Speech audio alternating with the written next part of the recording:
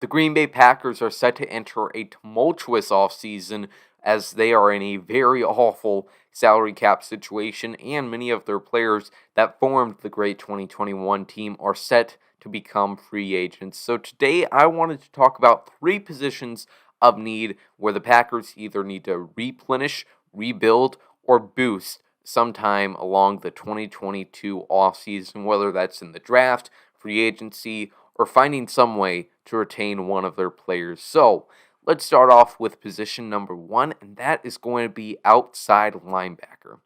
Now, this might come as a surprising choice, given how Rashawn Gary, Preston Smith, Whitney Mercilus performed in the 2021 season. But looking ahead to the future, with former Pro Bowler Zadarius Smith more than likely being released, it gets kind of shaky. And then you have Preston Smith, who might be in line for an extension at some point during this offseason to stay with the team. But Rashawn Gary is the only one that you look at and say, he's the leader for the next few years for the Packers. And even then, having too many good edge rushers is a problem you want to have. Or I guess a better way to say it is that you can never have too many edge rushers. And as we look ahead to the 2022 NFL Draft, which is very full, very heavy edge rusher class, I think the Packers will look to take one early on. Might come as a surprising choice that will receive bad draft grades, bad instant analysts from the draft experts, but I think will pay off for them in the long run. They definitely need some depth on there, and if you turn back the pages to 2019, Rashawn Gary's rookie season, he hardly played for being the 12th overall draft pick, as Preston and Zadarius Smith led the charge at outside linebacker, both having phenomenal seasons.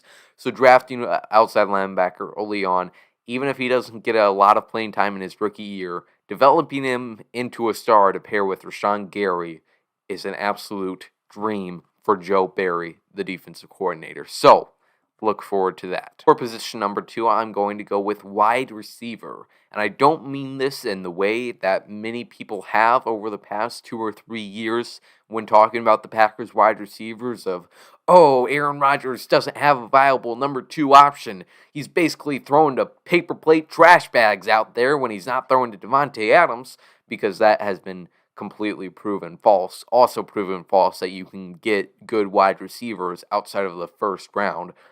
Even though, like I said, the draft experts don't seem to recognize that. But if you look ahead, once again, look into the future, which is something the Packers organization, something the Packers front office tends to do, especially when regarding the draft, where they really don't have too many wide receivers under contract.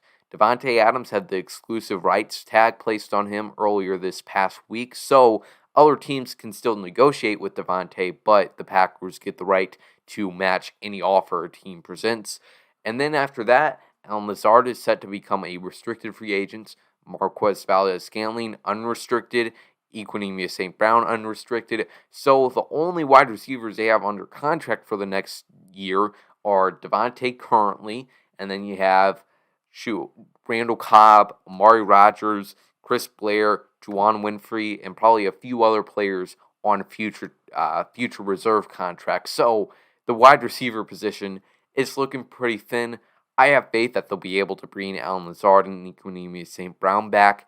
However, the reports for MVS, it's looking doubtful that the Packers will be able to afford him at the $10 million per year price tag that he is apparently expected to get.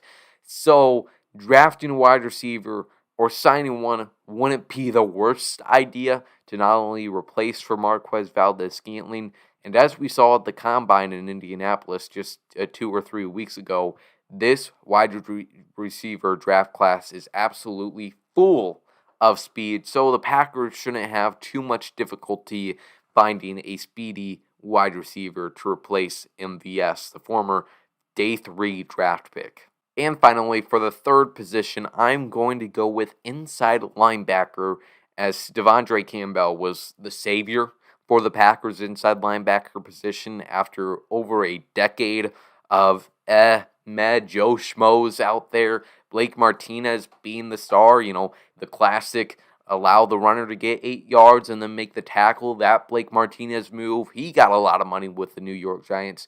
But now Devondre Campbell, He was obviously signed by the Packers in June of 2021 on a veteran minimum deal, and now he has the chance to go out there and earn his money after his All-Pro season in Green Bay. So I'd be kind of surprised if the Packers are able to get a deal done with him. We heard reports earlier last month that they were trying to get a deal done with him, but now it's kind of doubtful.